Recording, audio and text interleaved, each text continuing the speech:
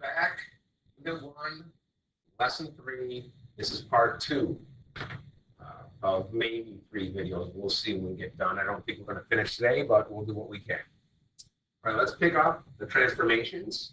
Okay, we did moving up and down. If we add a k value outside of x squared, we did moving left and right.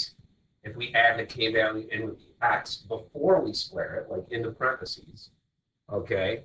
And now we're going to do something where we multiply our x squared by a value and see how that is affecting our graph. So I'm with the graph in blue, x squared. Okay, we've done this a few times in the previous video for this lesson. Okay, so I'm going to put the points up here that I know are on my parabola x squared. Okay, if you need to pause this video and put those points on, go right ahead.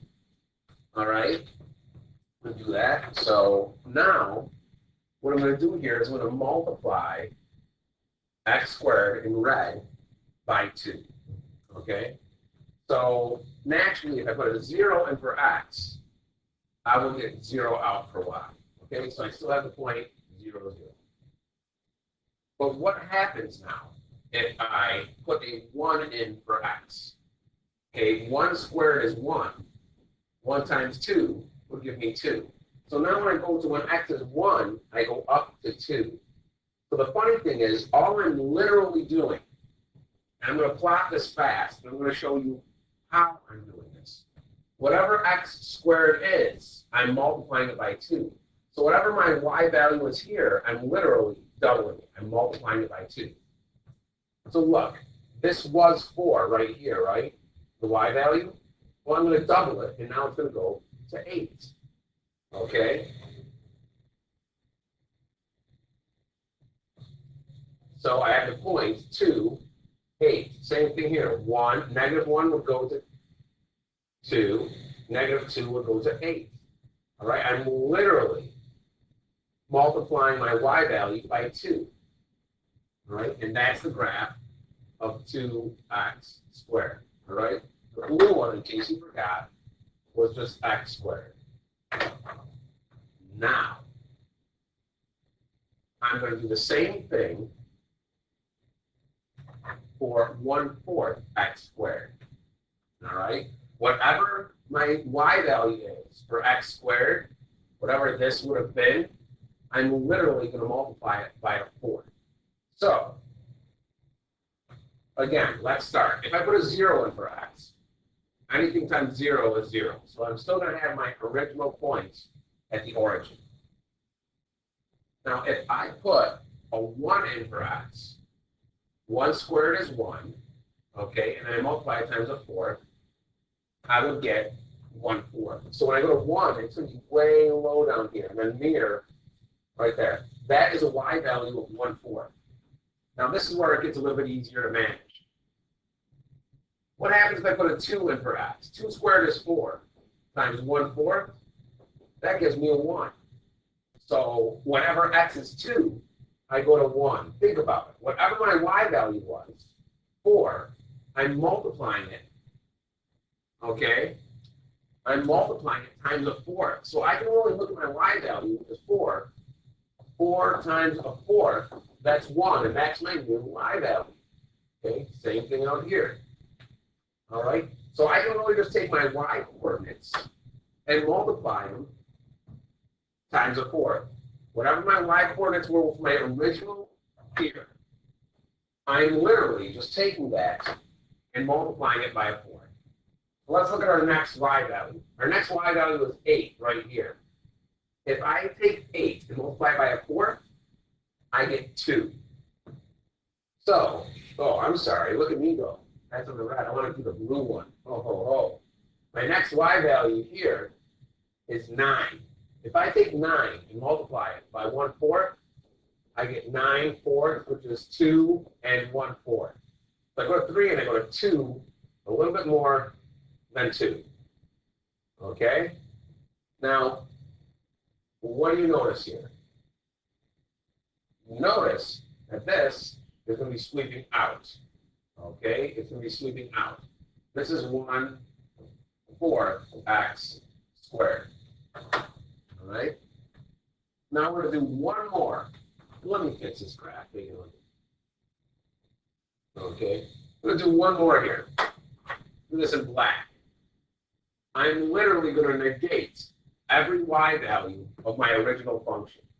Okay, 0 will still be 0, but whatever I have on my blue dots, like for example right here, this y is 4, right? That will be at -4, and then -4 here. The ones that were at 1 are going to literally be at -1 here. The ones that are at 9 are literally going to negate to -9. All right? So,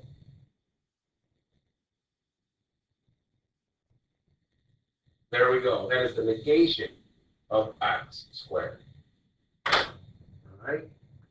So, we multiplied x squared by a whole number, okay? A fraction, and we negated it. So let's see if we can figure out what all these would do to our original function. All right? If my k value, if I multiply my original function, which was x squared, by a k value that's greater than 1, so if k is greater than 1, let's take a look at that. That was in red. So let me keep everything the same. Right here, okay? If k is greater than 1, and I look at red, it seems to make my parabola more narrow. Okay, it's more narrow. Okay, what means, I mean, if you want to think of k like slope, which it kind of is, but it kind of isn't, it would rise faster. Okay, this red thing rises faster. Okay, this rises faster. Okay, so it's more narrow. Now let's take a look at what if my k value is between 0 and 1. So if k is between 0 and 1, what happens? Well, look at the green line. It seems to, okay, it's wider. It rises at a slower rate. So it's wider. So it increases at a slower rate. That is probably a little bit more relevant to say. So for this one right here, you want to say it increases quicker, okay, or at a faster rate. All right? And last but not least, what if k was negative? Okay, I'm looking right here. What if k is negative? If k is less than 0, okay, what happens? Well, what does it look like it happens? The blue parabola literally reflects over the x-axis. So it reflects over the x-axis. Okay? I know there's a lot of stuff to do to prove some points, but we did it successfully. Okay, let's summarize everything we just did here. Let's summarize this, all right? So now instead of going through all these notes, you look right in this box here. If I have a function, f of x, all right? In our case, it was x squared in our example, right? If I have that function, in order to know that it's actually moving up k units, I take my function and I add k to it, outside of the parentheses, okay? What happens if it moves down k units? Well, it's the same function, but we subtract that value of k. All right? Now let's talk about horizontal movements. Okay? Now, this has to happen inside the parentheses. Okay? But as I mentioned before in the first video, vertical translations, that's along the y-axis, right? Aren't the y's positive up top and negative below? So this makes sense. In order to move up, it should be positive, and to move down, it should be negative. One thing I mentioned, that anytime something's in parentheses, it works in the opposite way. Meaning, horizontal, and the x-axis is left or right, isn't it? So if I want to move to the right, I'm not going to add k, I'm going to subtract k, because everything inside parentheses works the opposite way. Okay. Now what happens when I move left? Well, I'm not going to subtract k, I'm actually going to add k. Remember, when it's horizontal, it always is the opposite of what you would think it is. And I know that might be confusing, but you need to get used to that, right? And it's the same thing like I mentioned before in the equation of a circle, okay? If I have x minus 2 squared plus y plus 3 squared, if I want to know the center of the circle, the coordinates, they're right here. But guess what? Those are in parentheses. So I'd have to flip that. It'd be a positive 2 and a negative 3. Anytime it's inside parentheses, it has a tendency to just be the opposite. That same thing applies here. All right, reflections.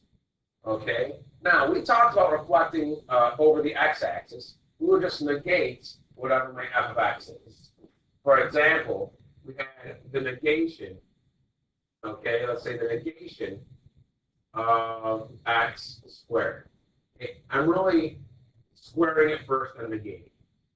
Now, you can reflect over the y-axis. It's more rare. You might not even see it, with the exception of some examples I give you. Like on the final, I haven't seen one like that yet. But just to share with you, I would have to negate my x value inside the parentheses. All right? Inside the parentheses. So, for example, if I had a line, all right? If I had a line, no, let's go x cubed. Line is better.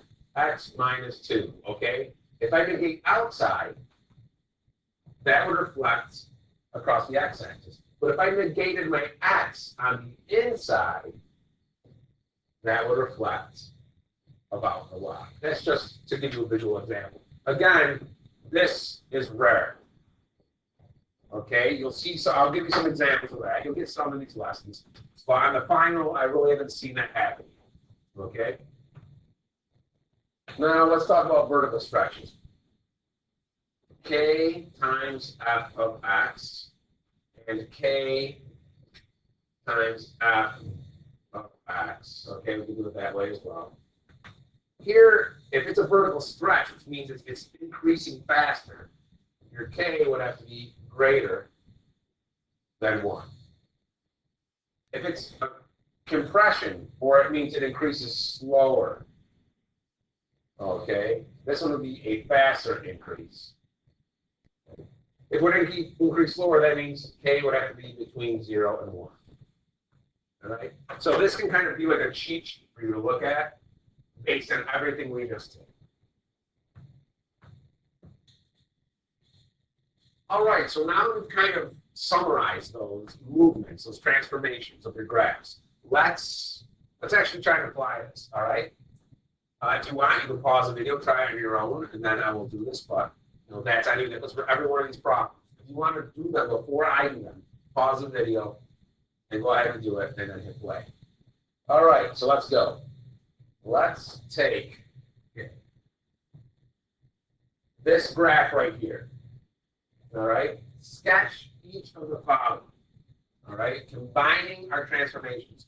So we're not doing one anymore. We're going to be doing more than one transformation.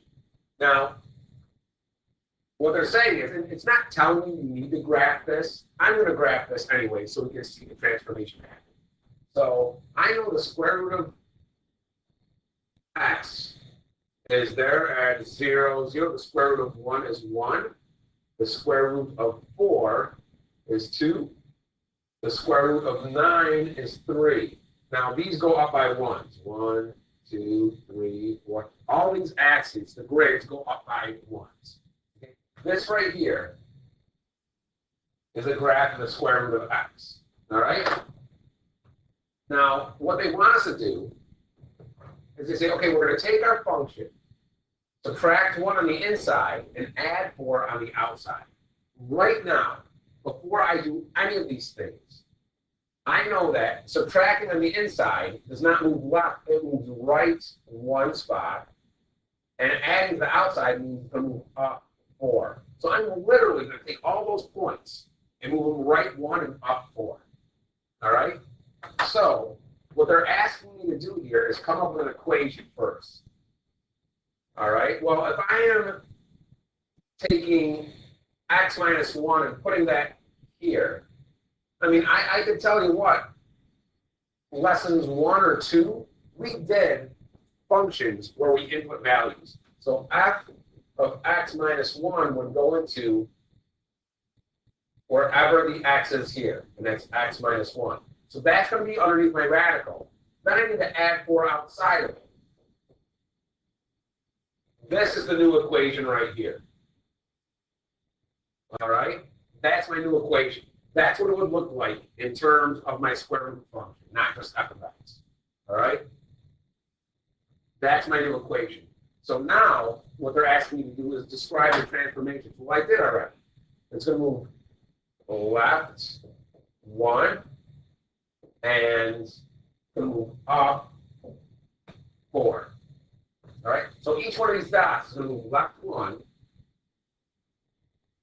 Excuse me. It moves right 1. Oh my goodness gracious. Look at me go. I put my arrow here and I didn't even follow it. Right. Move right 1 and up 4. So I'm going to take this dot, move it right 1 and up 4. 1, 2, 3. It's going to be right here. All these dots. Right 1, 1, 2, 3, 4. Right 1, 1, 2, 3, 4. Right here. And so forth. So this is what the square root of x minus 1 plus 4 looks like. Now, if we did this right,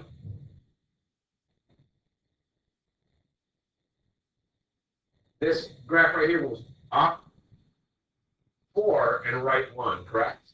So we'll go right 1, up 4. 1, 2, 3, 4. There you go. There it is. Nice.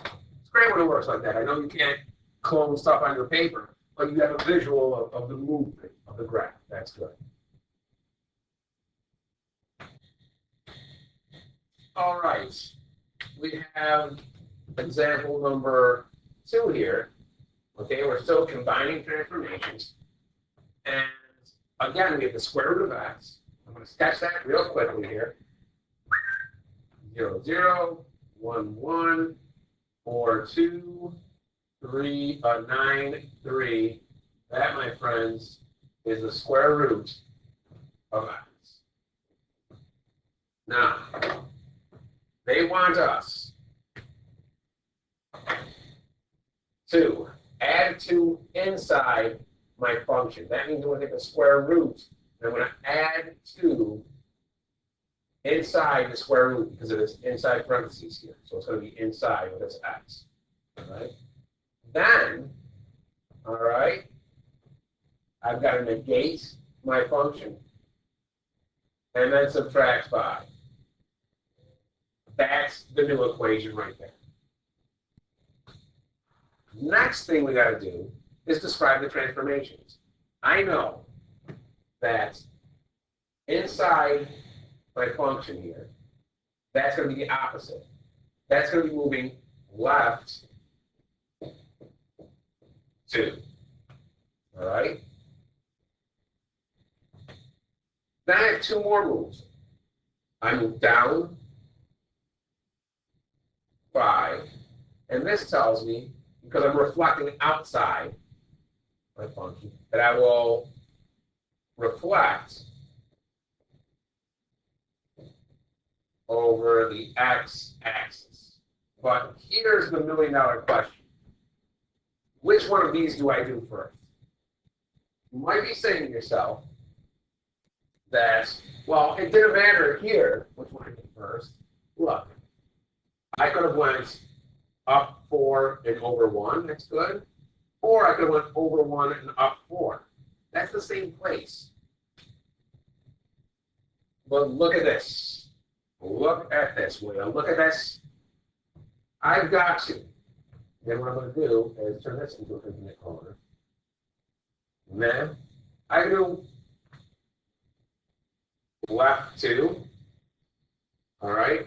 I move down 5, 1, 2, 3, 4, 5.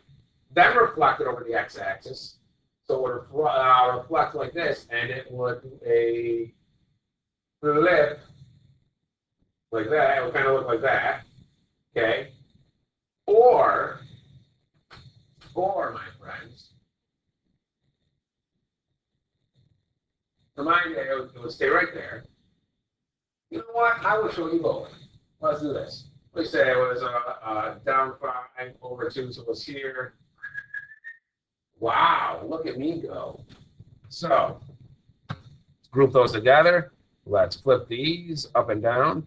So that would be over 2, up 5, 1, 2, 3, 4, 5, something like that. I don't know.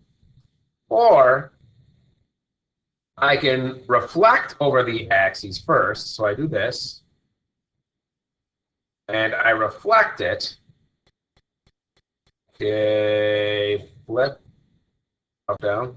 So if I reflect it, would do that first. Then I can go left 2, then down 5, 1, 2, 3, 4, 5. I can go right there, right? So you can see there's no direction right now on what I should do first. You could have 2 answers, and you can argue with me that you follow the steps. So the $1 million question is, which one do I do first? If you look at the bottom of this page, you have this thing right here, order of transformations. Guess what? It's something you've been doing for years. PEMDAS. Okay? PEMDAS. Which tells me, well, I do what's in parentheses first, right? And inside my parentheses, that's when I either move, that's when I either move if I have x plus or minus k, right? I'm either going to move left or right. The next thing that I do will be multiplying, which means after parentheses, the next thing that helps me, I mean, exponents really don't tell us to do anything for transformation, but multiplying does. Okay, I'm either going to flip, stretch, or compress. That means if I multiply something, that should be next. And lastly, addition and subtraction, that happens last, right?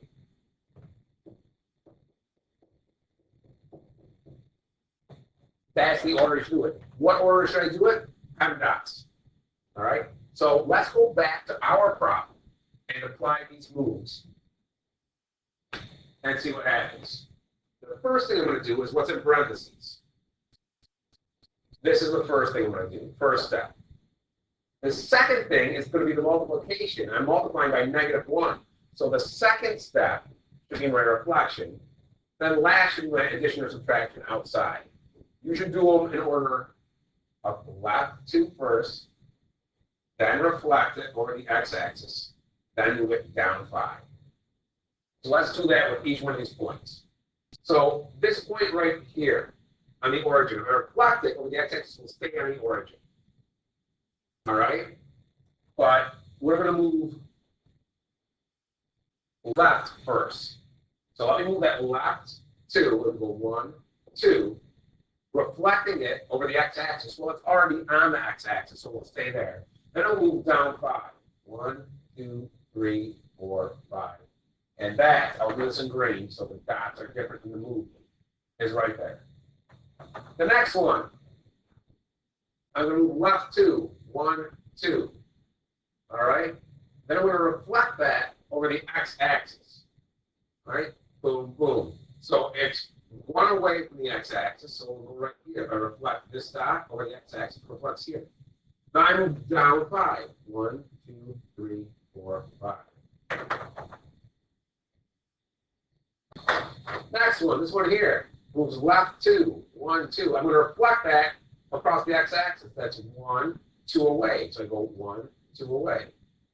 And now, there's the reflection of it. I move down 5. 1, 2, 3, 4, 5. Right here. Last step. Boom. Move left 2. 1, 2. I reflect that over the x-axis. That's 1, 2, 3 away from the x-axis. So I go 1, 2, 3. That would be here until the third step, where I move it down 5. 1, 2, 3, 4, 5. And that's